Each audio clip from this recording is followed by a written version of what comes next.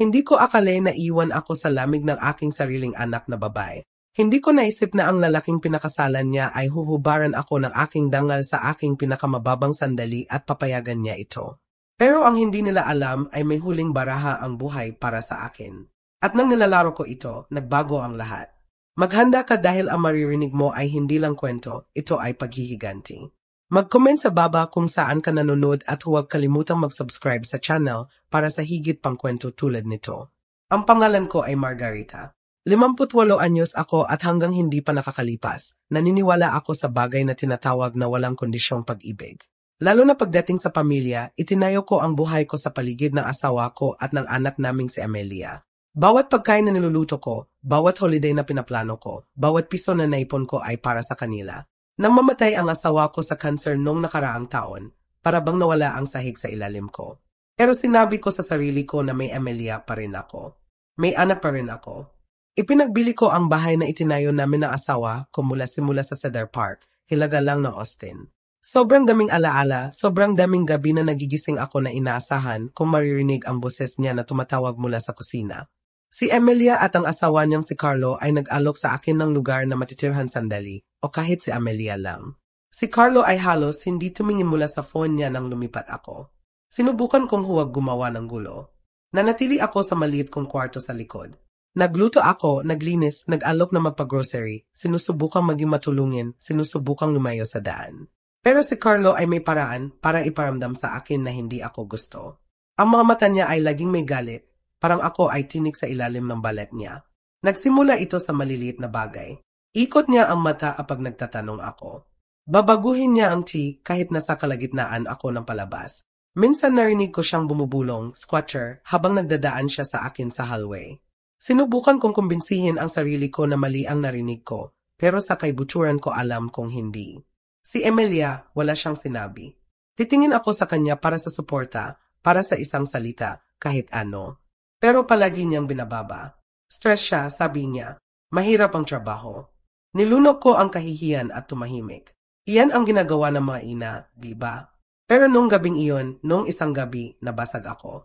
Nasa hapagkainan kami. Gumawa ako ng chicken pot pie, paborito niya. Si Amelia ay nag-scroll sa phone niya. Si Carlo ay uminom ng beer tulad ng palagi. Tahimik na mabigat.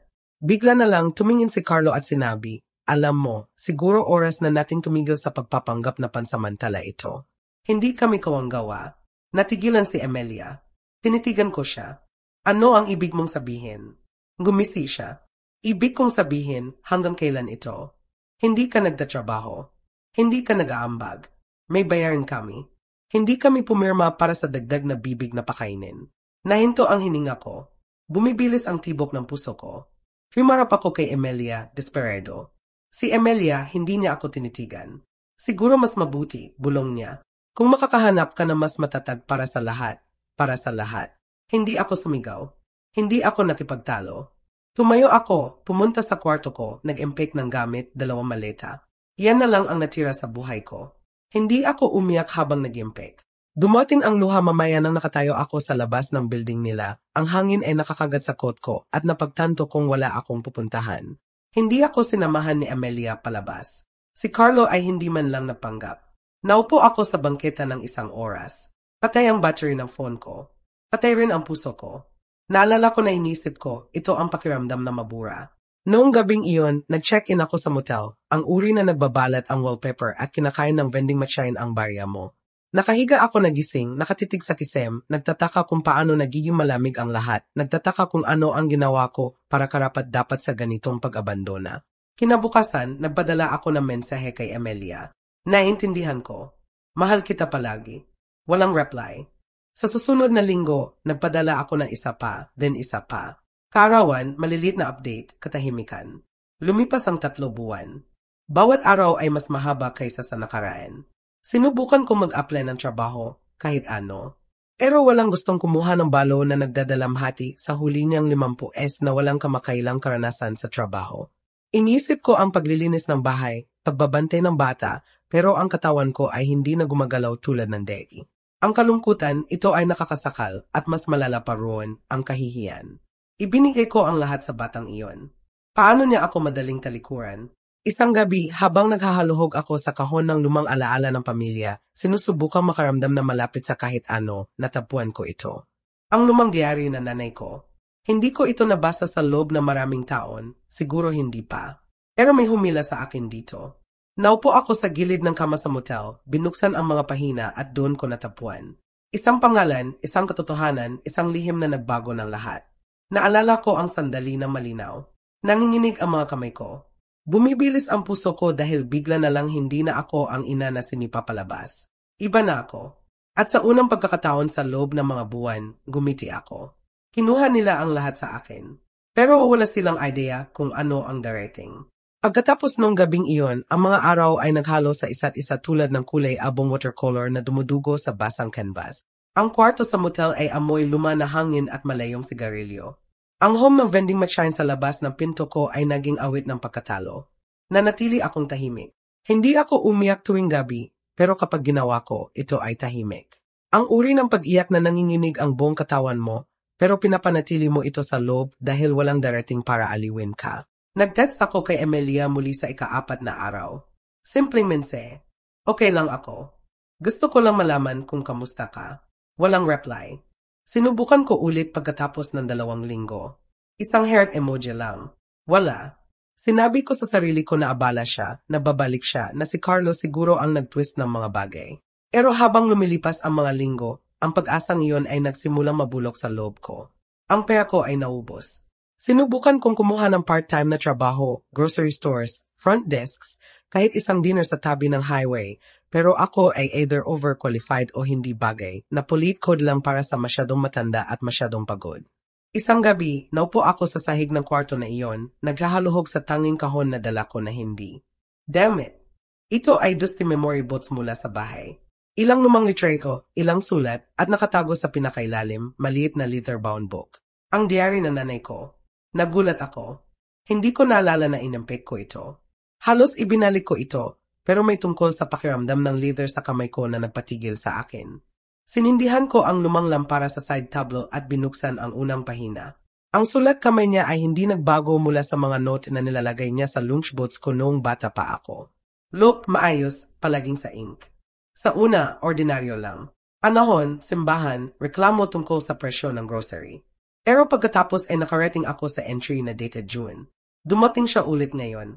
Sabi niya gusto niya sana iba ang mga bagay. Na gusto niya sana ako ang maging asawa niya. Pero may pamilya siya, negosyo, pangalan na protektahan. Si Margarita ay hindi kailanman malalaman. Dapat hindi niya malaman. Nananalangin lang ako na balang araw ay maintindihan niya kung gaano ko siya minahal.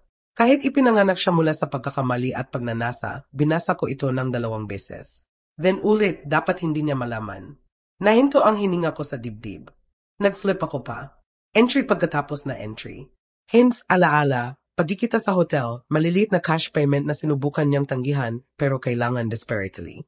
Hindi niya pinangalanan siya ng buo, initials lang. Ageless. Pero pagkatapos ay isa pang entry, February. Sabi niya naghanda na siya na kung may mangyari sa kanya, tiyakin na may matatanggap si Margarita, bahagi na itinayo niya. Hindi ito official, syempre. Masyadong mapanganib. Pero ipinangako niya sa akin ang trust, sulat. Sabi niya ang abogado niya, si G. Goldstein ang makakaalam ng pangalan. Tumama ito sa akin tulad ng suntok sa tiyan. Goldstein. Nakita ko na ito, Deki. 2 araw at ilang online search mula sa shared computer ng motel, pero natagpuan ko siya. Leonardo Goldstein, retired estate lawyer, nakalista pa rin sa private firm sa Dallas. Hindi ako tumawag. Hindi ko kaya. Masyadong nanginginig ang kamay ko. Sa halip, nagpadala ako ng sulat, tunay na handwritten letter, ipinapaliwanag kung sino ako, sino ang nanay ko, at humihingi, nagmamakaawa para sa usapan. 2 linggo pagkatapos, tumawag siya. Naalala ko kung paano bumitaw ang boses niya nang banggitin ko ang pangalan ng nanay ko. Kilala niya siya, hindi lang professional, personal. Lagi kong nagtaka kung makikipag-ugnayan ka balang araw, sabi niya. May kailangan mong makita. Sumakay ako ng Greyhound papuntang Dallas kinabukasan. Kalahating naka-empake ang maleta ko just in case scam artist siya. Pero nang pumasok ako sa tahimik na opisina na puno ng lumang libro at mas luma pang katahimikan, alam kong totoo ito. Inabot niya sa akin ang sealed envelope na ninilo marupok. Mula kay Harold James Sterling, tagapagtatag ng Sterling Energy, isa sa pinakamalaking oil firm sa Central Texas. Lalaki na nakita ko sa newspaper clipping sa buong buhay ko. Lalaki na may pamilya, reputasyon, legacy. Ang sulat ay nakalaan sa anak kong si Margarita Luisa. Hindi ko mabasa ang buo sa isang upuan. Umiyak ako bago ang ikalawang talata. Inamin niya ang lahat. Ang affair, ang pagsisisi, ang tahimik na pag-ibig at pagkatapos ang pangako.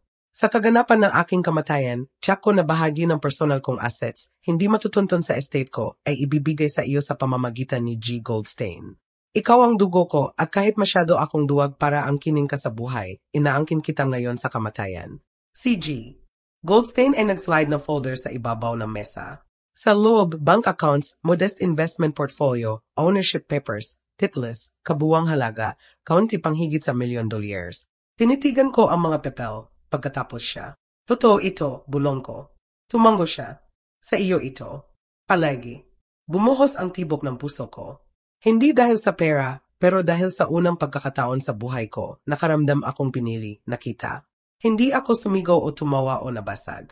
Naupo lang ako roon, tahimik tulad ng bulong, pinapayagan ang katotohanan na hugasan ako tulad ng matagal ng inaasahang ulan. Noong gabing iyon sa kwarto ko sa motel, hindi ako natulog. Tinitigan ko ang kisayam tulad ng ginawa ko sa loob ng mga buwan. Pero sa pagkakataong ito, may ngiti na lumalabas sa mukha ko, akala nila itinapon nila ako. Akala nila tapos na ako. Pero wala silang idea. Hindi ako nasira. Nagsisimula pa lang ako. Hindi ako bumalik agad sa Austin. May nagbago ng permanente sa loob ko. Hindi na ako si Margarita, ang nakalimutang ina. Iba na ako ngayon. Isa na may niloko sa buong buhay at sa wakas nakita ang katotohanan. Sa unang pagkakataon sa loob ng mga buwan, siguro taon, hindi ako nalulunod sa kahihiyan. Humihinga ako ng kalinawan. Nanatili ako sa dolas ng ilang araw pa, naglalakad lang sa mga neighborhood, umiinom ng cup sa katahimikan, nanonood ng mga tao na nabubuhay ng buhay nila. Mga tao na hindi itinapon tulad ko. At sa unang pagkakataon, hindi ko sila inggit. Pinag-aralan ko sila. Nagtaka ako kung sino sa kanila ang may ngiti na nagtatago ng sakit. Sino ang niloko? Sino ang nagbalik mula sa pagiging invisible? Si Leonardo Goldstein ay hindi lang nagbigay sa akin ng mana. Binigyan niya ako ng oras. Oras para iproseso. Oras para maunawaan kung ano ang hawak ko ng ngayon. Hindi lang ito yaman, ito ay kapangyarihan at wala akong idea kung ano ang gagawin dito. Pero ang dalamhati ay may paraan para maging gasolina kapag nahiya ka na ng sapat. Nang bumalik ako sa Austin, hindi ako bumalik sa motel. Nag-book ako ng short-term rental downtown, malapit sa South Congress. Malinis, modern, tahimik ang uri ng lugar na hindi maisip ni na Amelia at Carlo na kaya kong bayaran. Nagsimula ako magbihis ng iba, mas polished, mas deliberate, hindi flashy, invisible lang sa bagong paraan. Ang uri ng invisible na nakakapasok sa mga pinto. Nagsimula ako manood ng YouTube videos tungkol sa investing, real estate, contracts. Natuto ako ng wika ng negosyo, hindi dahil gusto kong magtayo na empire, pero dahil gusto kong protektahan ang sarili ko. Hindi na ako magiging walang kapangyarihan muli. Doon ko natagpuan. Nakabaon ang listing sa real estate auction site, unit apartment building sa East Austin. Kaunti ng sira, pero structurally sound. Ang location, eksaktong complex kung saan nakatira sina Emilia at Carlo. Naupo ako roon na nakatitig sa screen, bumibilis ang puso. Nakalista ito bilang distressed na may default ang may-ari sa property taxes. Auction schedule sa 2 linggo. Hindi ako nagatubili. Sa tulong ni G. Goldstein, gumawa ako ng LLC, Anonymous Shell Company. Inihain ko ang paperwork, nag-transfer na funds, at nag-bid. Hindi ako nagpaplano ng revenge. Hindi eksakto, pero kukunin ko ang control sa tanging lugar na akala nila pinamamahalaan nila. Dumating at lumipas ang auction. Nanalo ako ng tahimik, legal, ganap na under the radar. At bigla na lang, pag-aari ko ang building kung saan sila nakatira, kung saan nila ako sinipa palabas na may 2 maleta at walang laman na dahilan, kung saan nila ako hinamak sa pinakamababang sandali ko. Naalala ko na naupo ako sa desk ko, tinitigan ang deed, at bumulong ng malakas, tingnan natin kung paano gusto ni Carlo na magbayad ng renta sa bibig na hindi niya mapakain. 1 buwan pagkatapos, ipinadala ang notification letter sa lahat ng tenants. Muling susuriin ang renta, suriin ang lease terms. At para kina Carlo at Emilia, ang bagong halaga ay triple, hindi double, triple. Market value plus overdue fees. Siguro sumabog siya. Hindi ko kailangang makita para malaman. Nararamdaman ko ang galit mula sa Milia ang Leo. Pero hindi ito tungkol sa pera. Ito ay tungkol sa pride. Si Carlo ay lalaki na kailangang makaramdam ng control at hinila ko lang ang alpombra mula sa ilalim niya ng tahimik.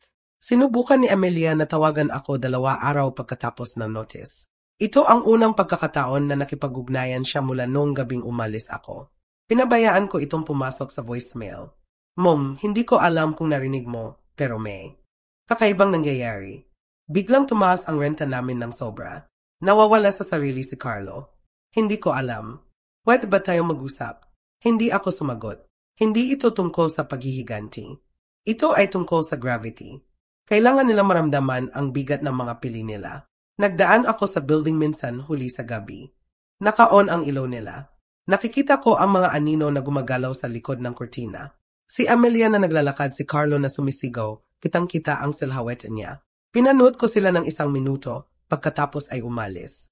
Bahagi ko ay walang laman, bahagi ay vindicated, at bahagi ay nasasaktan pa rin ng sobra. Dahil kahit ngayon alam ang alam ko, hawak ang hawak ko, ibibigay ko pa rin ang lahat para mimbitahan pabalik, hindi sa apartment, pero sa puso ng anak ko. Pero alam kong hindi possible iyon. Kahit hindi pa. Kaya nanatili akong tahimik at naghintay dahil minsan ang pinakamalakas na hostisya ay ang hindi nagsasalita. At hindi pa ako tapos. Hindi ko napagtanto kung gaano ako nagbago hanggang nakita ko si Amelia sa grocery store 3 linggo pagkatapos ng pagtaas ng renta. Hindi niya ako nakita. 2 aisle ako sa kabila, nakatago sa likod ng rack ng discounted cereal. Mukha siyang pagod. Hindi lang pagod, pagod na pagod. Ang buhok niya ay nakatali ng pabaya, tulad ng ginagawa niya kapag umiyak siya. Kalahating walang laman ang cart niya, karamihan murang stopless, bigas, itlog, ilang off-brand cans. Dapat umalis ako. Hindi. Sinundan ko siya sa store mula sa malayo, bumibilis ang puso na parang may ginagawa akong mali. Huminto siya sa harap ng maliit na box na mac and cheese, pagkatapos ay tumingin sa phone niya. Text mula kay Carlo, siguro. Lumubog ang balikat niya. Ibinaba niya ang box. Ang sandaling iyon ay nabasag ako. Hindi dahil nawa ako, pero dahil naalala ko ang maliit na batang babae na tumatakbo sa akin na umiyak kapag nagasgasan ang tuhod. Ang nagtatanong tuwing gabi na suriin ang monster sa ilalim ng kama. At ngayon siya ay nakatira sa isa. Umuwi ako noong araw na iyon at naupo sa couch ng tahimik ng oras. Tinitigan ko ang bintana, inisip kung paano kami naging estranghero ng buhay. Pero naalala ko sa sarili ko na hindi ito parusa. Ito ay consequence. At ang consequence ay matagal ng overdue. May plano na akong gayon. Hindi lang ang building, pero tahimik, mabagal na chess match. Bawat galaw ay kalkulado, bawat hakbang ay doubtful. Sa LLC na ganap na sa lugar at ang property na legal na na-transfer, nagsimula akong mag-ayos. Maliit muna, leaks, sirang lock, flickering lights. Hindi napansin ni Carlo. Masyado siyang distracted sa pagtaas ng renta, sumisigaw sa property manager sa email, himihingi ng sagot. Pero kilala ko siya, alam ko kung paano gumagana ang ego niya. Hindi siya lilipat. Makikita niya iyon bilang pagkatalo. At si Amelia, susunod siya sa lead niya tulad ng palagi. Kaya nabatuloy ako. Binago ko ang property signage, nag-install na security camera malapit sa lobby, in-update ang tenants' mailboxes, lahat sa ilalim ng pangalan ng company ko, ML Holdings, short for Margarita Luisa. Walang nakakaalam kung sino ang nasa likod nito. Pagkatapos dumating ang notice, annual inspections, mandatory. Nagpadala si Carlo ng galit na response sa tenant portal na puno ng walang laman na banta at self-righteous indignation. Gumiti ako habang binabasa ito. Nawawala siya sa sarili at hindi ko kailangang gumalaw ng daliri. Samantala, nagiging iba na ako na halos hindi ko kilala. Iba na ang buhok ko ngayon. Mas matalas na damit. Naglalakad ako ng may purpose.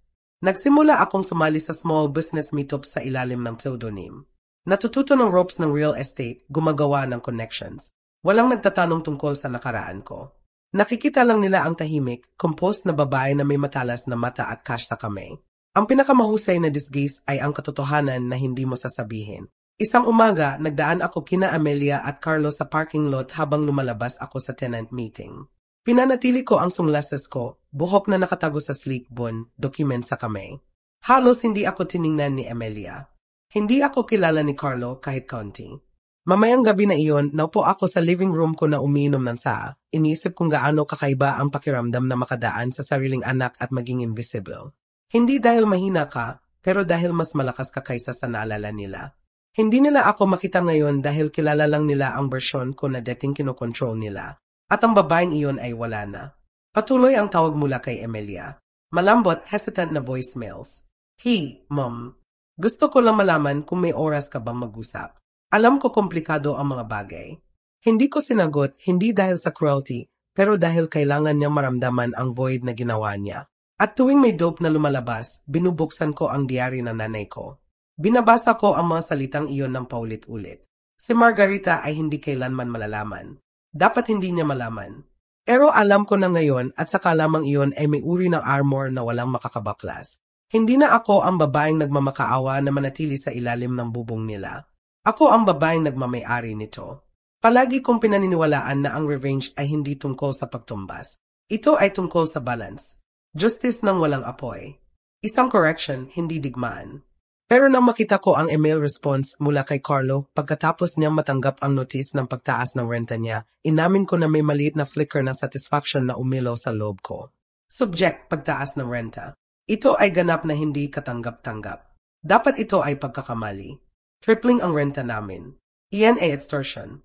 Hinihiling ko na makipag-usap sa sinumang nagmamay-ari ng dump na ito. Nakatira kami dito ng 3 taon at hindi pa kami nahuli kahit minsan. Ito ay pagnanakaw. Pinirmahan niya ito. Carlo E. Harmon, parang may halaga ang pangalan niya. Binasa ko ang email ng 3 beses at ipinasa ito sa property manager ko na may simpleng note. Pakisagot gamit ang standard clause tungkol sa market rate adjustments. Walang special exceptions. Hindi lang galit si Carlo. Nagulat siya. Ang arrogance niya ay hindi nagbigay ng puwang para sa idea na may makakalamang sa kanya. Masyado siyang sanay na nasa control na ang idea ng pasagot sa faceless landlord ay nagpapabaliw sa kanya. Si Amelia ay tumawag ulit sa akin noong gabing iyon. Iba ang voicemail. Walang pretense. Mom, alam ko hindi ka sumasagot, pero kailangan ko talagang makipag-usap sa iyo. Mahirap ang mga bagay ngayon. Galit si Carlo. Pinapera niya ito sa lahat. Sinusubukan naming ayusin. Miss Kika, talaga. Bumitaw ang boses niya sa dulo. Saglit, nag-hover ang daliri ko sa screen. Pwede ko siyang tawagan pabalik, sabihing okay lang, na ayusin ko ang lahat, pero hindi dahil hindi okay, at hindi ko na kaya ang pag-ayos ng gulo na tinulungan niyang gawin. Pinayagan ni Amelia na itapon ako ni Carlo tulad ng wala akong halaga, kundi bill na hindi nila kaya. At ngayon na may pressure sa kanya, naalala niyang i-gel ang number ko. Hindi, hayaan mo siyang maupo sa katahimikan ng kaunti pa. Sa susunod na linggo, inautorisa ko ang karagdagang upgrades sa property. Bagong exterior paint, hallway lighting, landscaping improvements.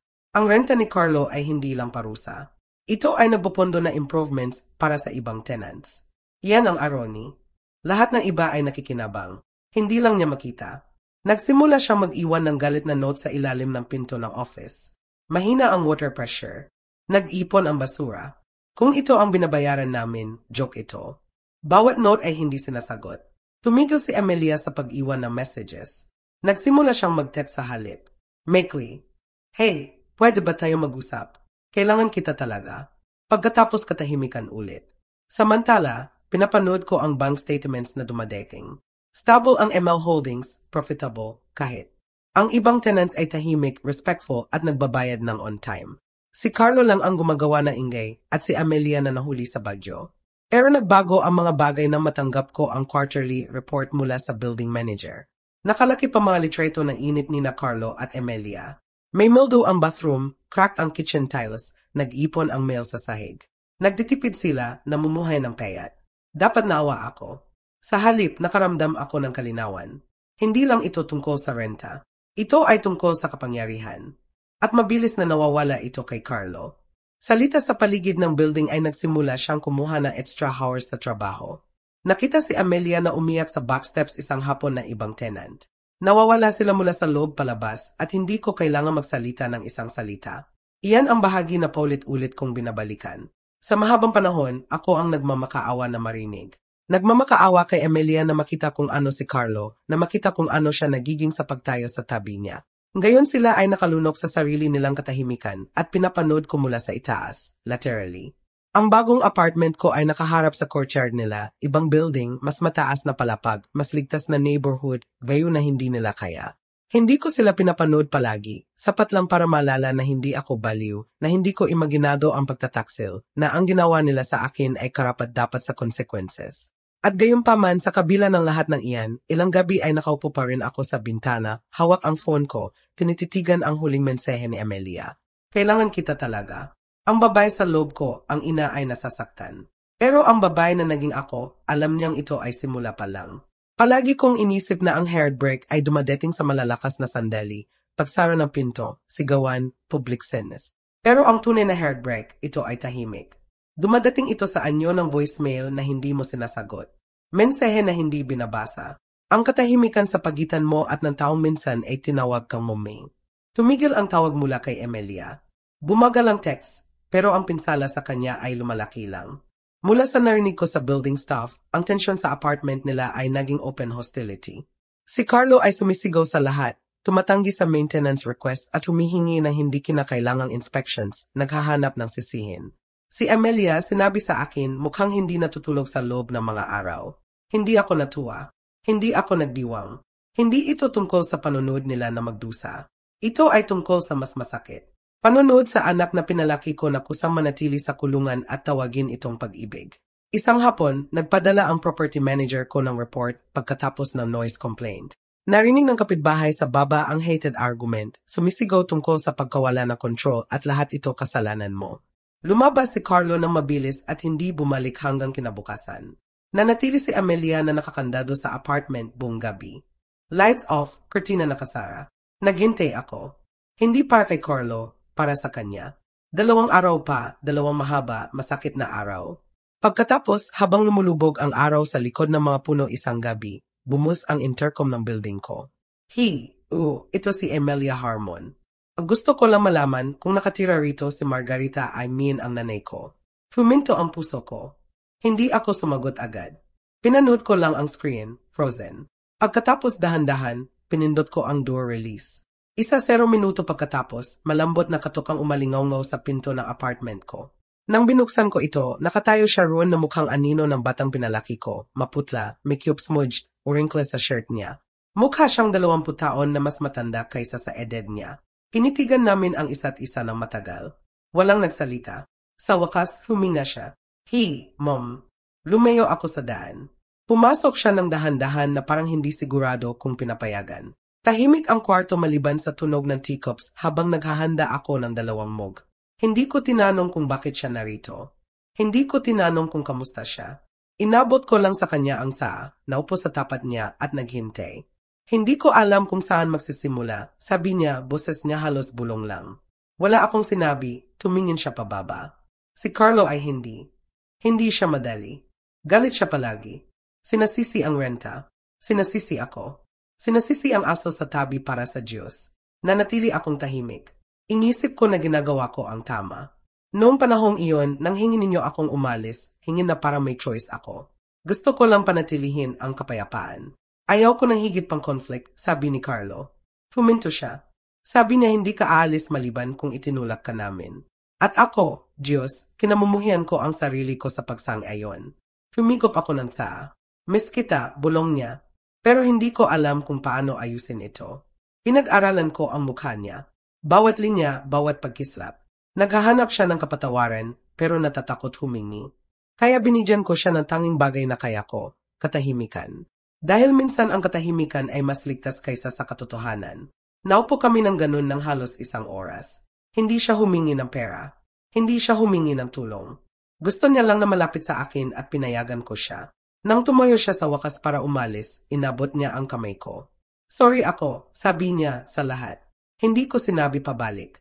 Hinawakan ko lang ang kamay niya ng kaunti, pang-matagal kaysa sa inaasahan niya. Siya ang unang umalis at pagkatapos, may luha na lumalabas sa mata niya, lumabas siya sa pinto. Hindi ako umiyak. Pero nung nag-click ang pinto na nagsara, lumubog ako sa upuan ko, hawak ang init ng teacup niya sa palad ko na parang left lane. Dumating siya. Tinitigan niya ako sa mata. At ngayon alam kong nagsisimula ng magpakita ang mga bitok. Ang bagay tungkol sa kapangyarihan, tunay na kapangyarihan, ay hindi mo kailangang itaas ang boses para gamitin ito. Hindi ka nagsasara ng pinto o sumisigaw ng banta. Hinihila mo lang ang string dito, isinasara ang pinto roon, at pinapanood ang mga umunderestimate sa iyo na magsimulang magkabalisa. At si Carlo, nagkakabalisa siya. Pagkatapos ng pagbisita ni Amelia, lumubha ang mga bagay sa apartment na iyon. Hindi ko kailangan ng kamera para malaman ito. Nararamdaman mo ang bahay na nawawala kung makinig ka ng mabuti. Sinabi sa akin ng maintenance team na naging unhinged si Carlo, bumubulusok sa management office 2 beses sa isang linggo, humihingi na malaman kung sino ang nagmamay-ari ng building. Gusto niya ng pangalan. Gusto niya ng mukha. Gusto niya ng sisihin. Ang katotohanan na wala siyang isa na nagpapaspin sa kanya. Nagsimula siyang magyukay. Alam kong gagawin niya. Si Carlo ay hindi ang uri na tumatanggap ng pagkatalo ng tahimik. Nakita ko na ang paraan na hinahanap niya ang phone ni Amelia kapag matagal siya sa store. Ang paraan na sinusuri niya ang resibo niya, nagko-comment kung gaano katagal siya magpa-grocery, possessive ay hindi pa sapat.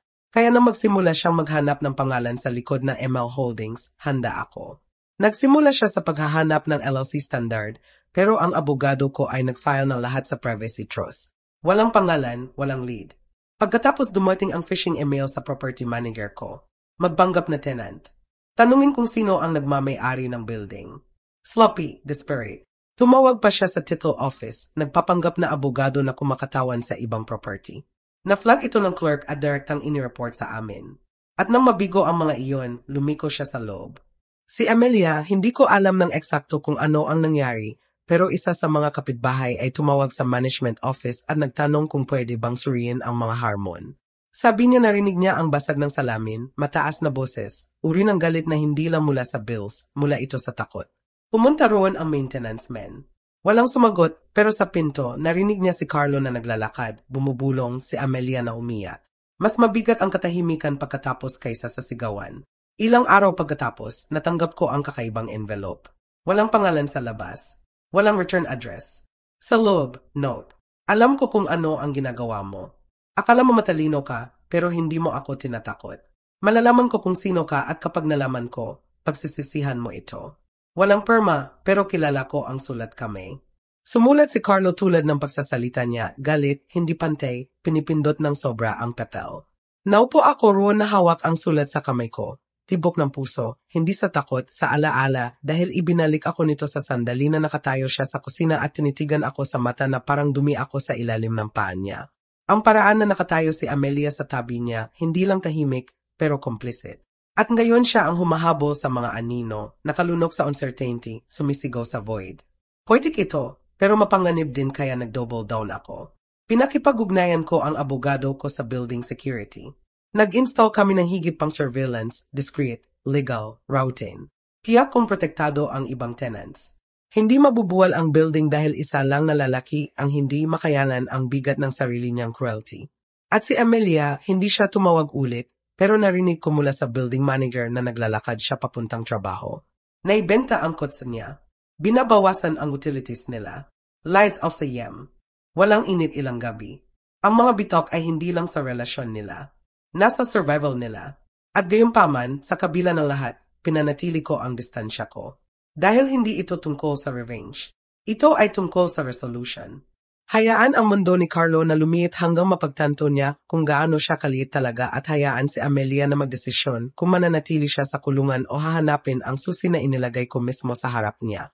Alam kong hindi pa siya handa, pero nagsasara ang mga pider at ang mga lihim ay may paraan na lumabas sa mga bitok. Hindi ko inasahan ang katok sa pinto ko noong gabing iyon. Tahimik ito sa loob ng mga araw. Walang email mula sa management, walang voicemail mula kay Amelia, walang karagdagang anonymous threats, katahimikan lang, uri na parang bagyo na nakayuko sa malayo, naghihintay. Pero nang dumating ang katok na malambot at mabagal, may humigpit sa dibdib ko. Binuksan ko ang pinto. Nakatayo si Amelia roon, basang-basa sa ulan.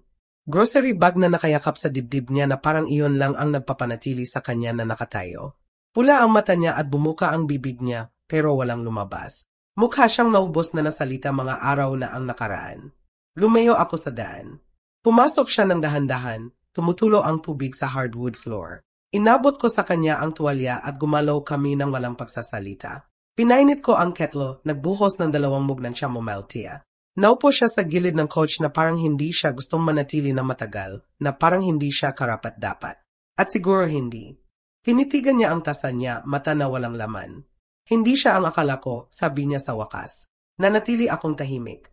Ibig kong sabihin, alam ko bahagi ko palaging alam. Pero sinabi ko sa sarili ko na stress lang, na kailangan niya lang ng suporta, na kung matiyaga ako, babalik siya. Nanatili pa rin akong wala. Tumingin siya pataas, nanginginig ang boses. Akala niya may target sa amin. Obsessed siya.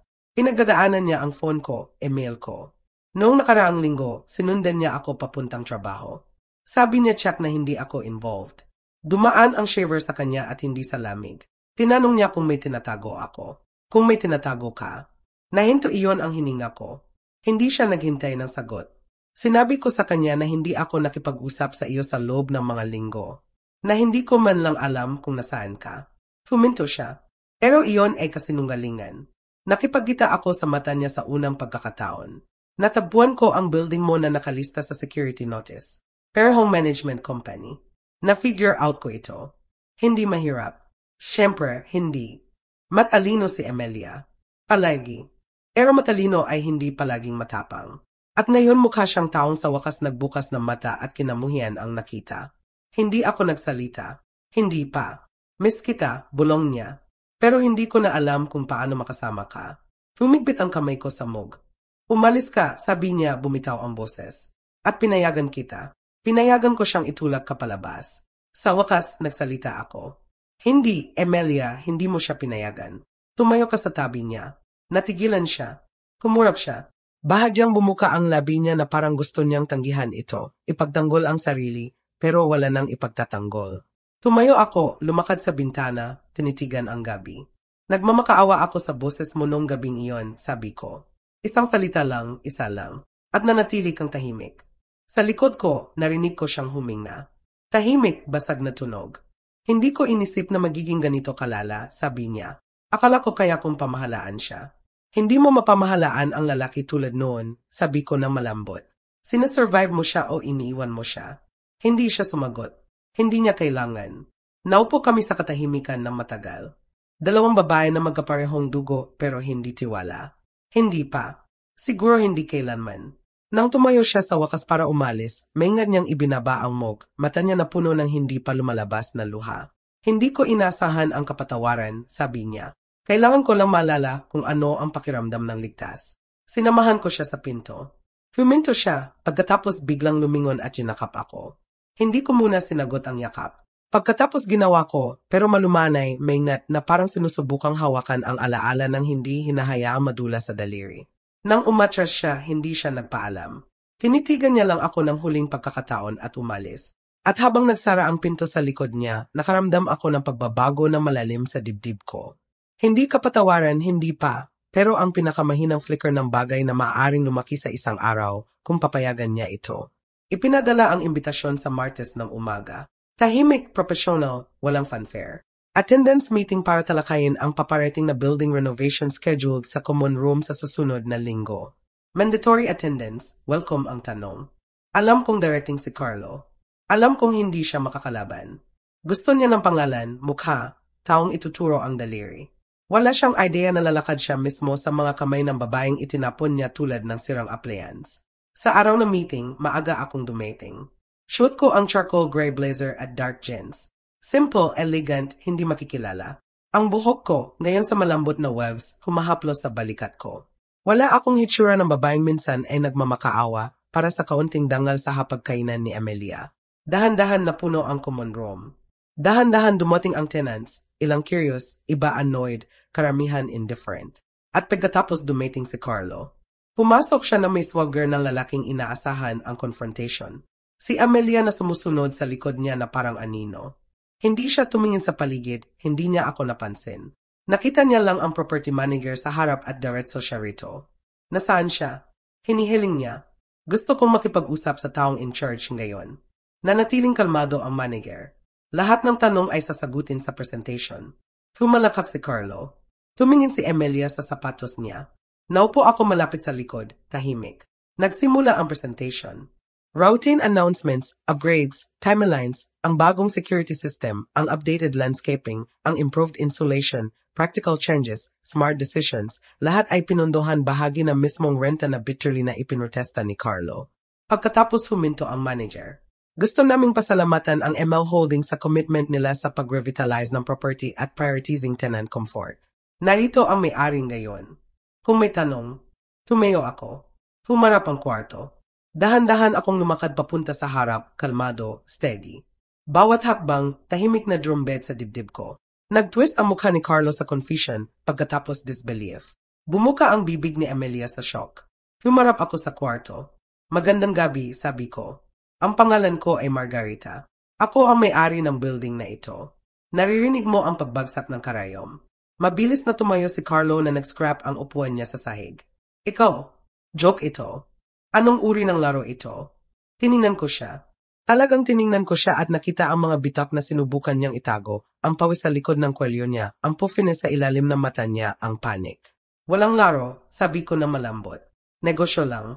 Humagbang siya pasulong. Manipulado mo ito. Ikaw ang nasa likod nito sa buong panahon. Itinaas mo ang renta namin. Sinusubukan mong sirain kami, pinanatili ko ang ground ko. Binigyan kita ng bubong. Gumawa ako ng improvements. Tingreto ko ang bawat tenant ng pantay. Ang hindi ko ginawa ay kalimutan. Binuka niya ang bibig niya para magsalita, pero humarap ako pabalik sa group. Kung may tanong tungkol sa changes o improvements, masaya akong sagutin pagkatapos ng meeting. Salamat. Lumayo ako sa daan. Nagpatuloy ang meeting, pero hindi umalis ang tensyon sa hangin. Hindi umupo si Carlo. Nakatayo lang siya roon, nanginginig, galit. Si Amelia ay naupo na mahigit na nakakuyom ang kamay sa lap niya, mata na malapad at basa. Nang matapos ang meeting, lumapit sa akin ang tenants, nag-shake hands, nagtatanong, nagpapasalamat. Ilan ang naghinala? Karamihan ay walang idea. Naghintay si Carlo hanggang walang laman ang kwarto. Pagkatapos ay lumakad siya papunta sa akin. Akala mo nanalo ka? Sisitsit niya. Pero ito ay wala. Gumawa ka ng kaaway. Tinitigan ko siya, mata na level. Hindi, Carlo. Hindi ako gumawa ng ano. Ikaw ang gumawa. Noong araw na tinitigan mo ako sa mata at tinrato mo akong parang wala akong halaga. Humakbang si Amelia sa pagitan namin. Carlo, tumigil ka. Lumingon siya sa kanya na shock. Ano ang sinabi mo lang, I said tumigil ka. Ulit niya na mas malakas sa pagkakataong ito. Hindi siya ang kaaway mo. Hindi siya kailanman. Ikaw ang. Tiningnan niya siya na parang sinampal siya at sa paraan ay ginawa niya. Humarap si Amelia sa akin, nanginginig ang boses. Hindi ko alam.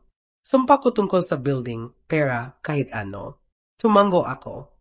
Alam ko. Bakit hindi mo sinabi sa akin? Dahil kailangan mo makita ito, hindi lang marinig. Kumurap siya pabalik ang luha. Humalakhak si Carlo, umatras. Kayong dalawa ay bagay. Hindi, sabi ko ng tahimik. Karapat-dapat siya sa mas mabuti. Pagkatapos lumingon ako at umalis. At sa unang pagkakataon mula noong kakilakilabot na gabi sa kusina nila, nakaramdam ako ng pagbabago sa loob ko. Hindi revenge, hindi satisfaction, pero kapangyarihan. Tahimik, firm, at ganap na akin. Dumating ulit si Amelia sa pinto ko 4 na araw pagkatapos. Sa pagkakataong ito hawak ang bagay sa kamay niya na nagpabagsak sa tuhod ko noong makita ko ito. Libro. Faded leather, torn ang corner, ang Spain halos hindi nahawak. Ang diary ng nanay ko. Binuksan ko ang pinto nang walang salita. Pumasok siya, mata na malapad, hininga na syaki. Natabuan ko ito sa closet ko, sabi niya. Noong huling pagbisita ko sa iyo, siguro naiwan mo ito. Inilagay niya ito sa coffee table na parang sagrado. At para sa akin, ito ay. Binasa ko ito. Huminto ang puso ko. Hindi ako naninilip, nagmadali siya, pero kilala ko ang sulat kamay niya. Gusto ko lang may maging sense. Bumagsak ang katahimikan sa pagitan namin na parang kortina na mabigat pa rin. Hindi ko alam tungkol kay Harold Sterling, bulong niya. O ang pera o ang trust o kahit ano. Tumango ako ng dahan-dahan. Hindi ko rin alam. Hindi hanggang wala na akong ibang mawala. Bumitaw ang boses niya. Mom, bakit hindi mo sinabi sa akin? Bakit mo pinaniwalaan akong walang silbi ka? Tiningnan ko siya sa mata. At sa unang pagkakataon, hindi siya umiwas. Dahil walang silbi ako. Noong gabing isinara mo ang pinto sa akin, wala akong plano. Wala akong pera. Wala akong lugar para umiyak kung saan, walang kakatok at sasabihin na tumahimik. Napanggiwi si Amelia. Natabuan ko ang diary sa pinakamababang punto ko nang binibilang ko ang barya para makakain ng hapunan. Nang hindi ako nakipag-usap sa sinuman sa isang linggo, ang diary na iyon, hindi lang nito sinabi sa akin kung sino ako. Naalala nito sa akin na mahalaga ako. Na ang nanay ko ay hindi lang minahal ako. Laban siya para sa akin ng tahimik nang hindi kailanman may pakita ito. Naupo si Amelia, kamay na nakakuyom sa lap niya. Hindi ko alam kung paano ako naging uri ng anak na makakagawa ng ginawa ko. Paulit-ulit kong tinatanong iyan sa sarili ko. Lumak ako sa bintana, tinitigan ang kalye sa baba, ang tahimik na hum ng buhay na dumadaan. Hindi ka naging siya ng sabay-sabay, sabi ko. Maliit na pili, hayaan ang mga bagay na lumipas. Piliin ang kapayapaan kaysa katotohanan, maniwala na ang pag-ibig ay loyalty, kahit masakit. Tumayo siya at lumakad papunta sa akin. Iniwan ko na siya. Tumama ang mga salita sa hangin na parang bomba. Sinubukan niyang daanan ulit ang gamit ko. Laptop ko, bag ko. Sinabi ko hindi. Iyan na. Sumigaw siya, nag-empake ng bag at umalis. Sabi niya babalik siya. Binago ko ang lock kinabukasan. Lumingon ako sa kanya, nagulat. Hindi ko alam kung sino ako nang wala siya, inamin niya, nanginginig ang boses. Pero mas gusto kong malaman kaysa patuloy na mawala.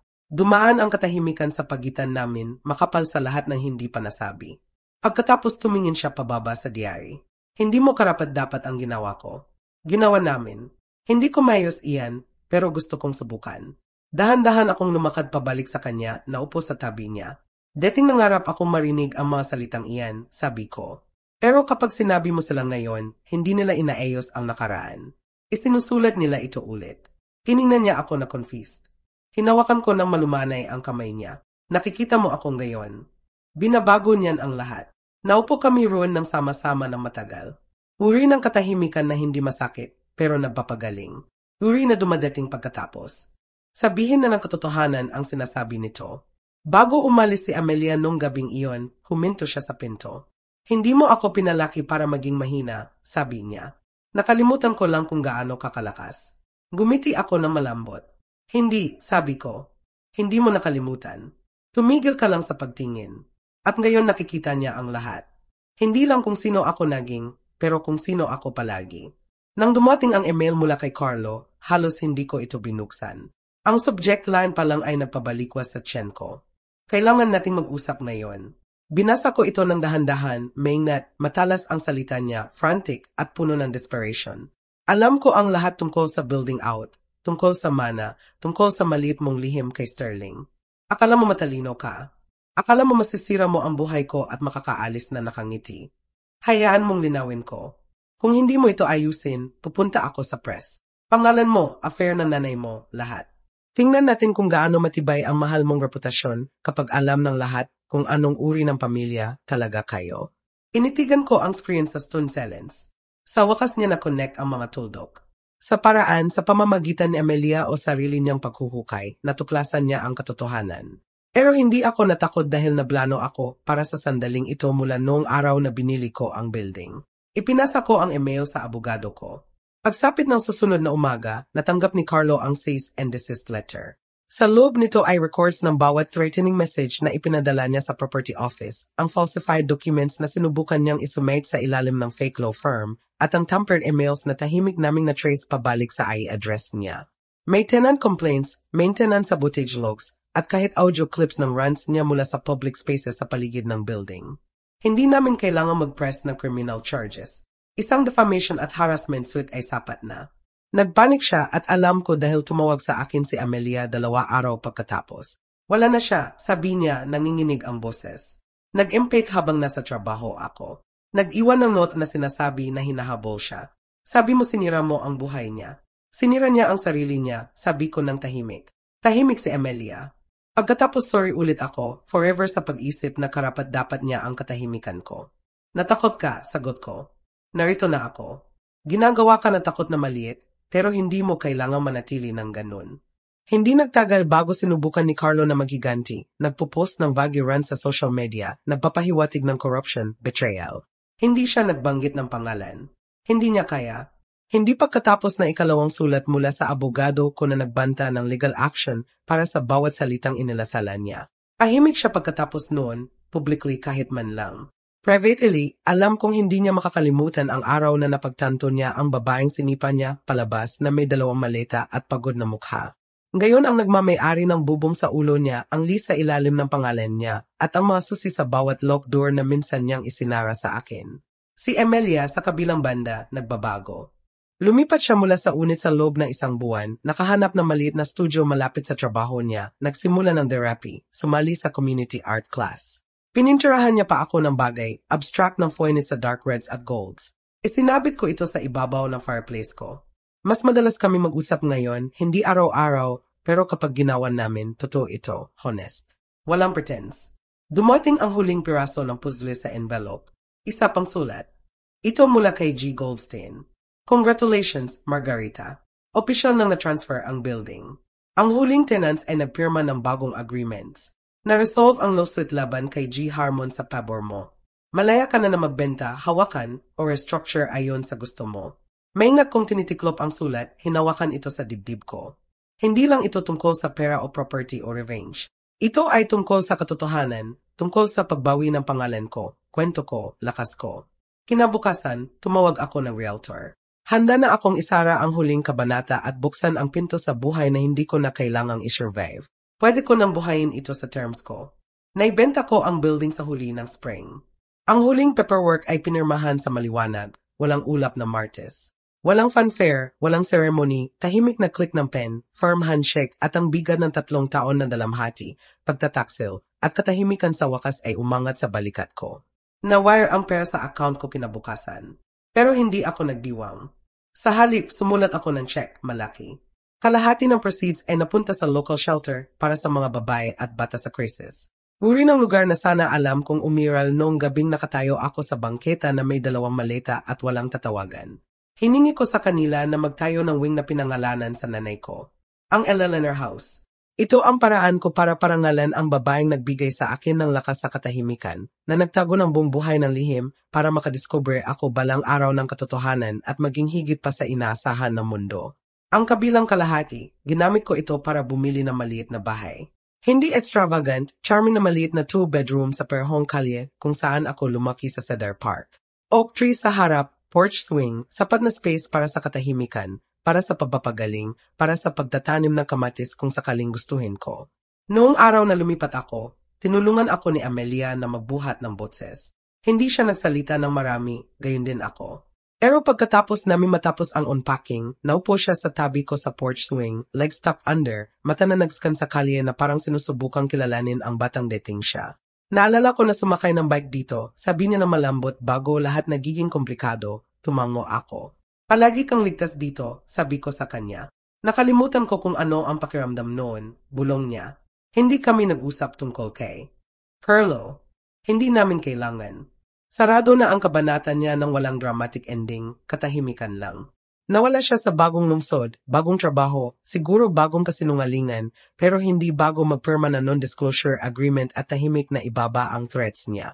Ang huling bagay na gusto niya ay isa pang legal battle, o mas malala, para makita ng mundo ang katotohanan tungkol sa kanya. Multo na siyang gayon. Si Amelia ay nanatili para sa hapunan. Gumawa kami ng grilled cheese sandwiches at tomato soup tulad ng dati na maliit pa siya. Tumawa siya na masunog niya ang isang side. Tumawa ako nang subukan niyang sisihin ang kawali.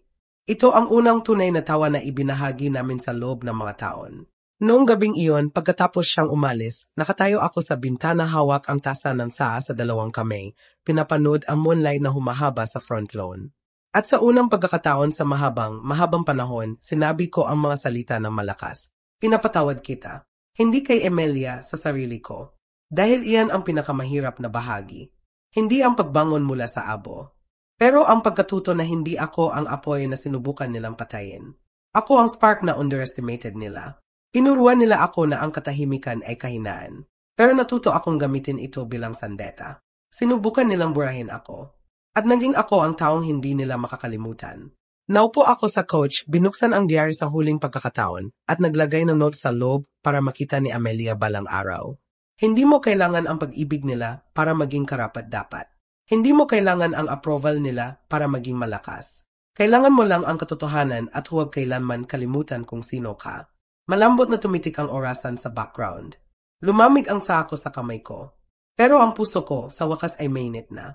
Hindi ko kailangang sumigaw. Hindi ko kailangang manalo. Kailangan ko lang maging sino ako palagi. At ngayon sa wakas ako ay tahanan. Salamat sa pakikinig. Huwag kalimutang mag-subscribe at malayang ibahagi ang kwento mo sa comments. Mahalaga ang boses mo.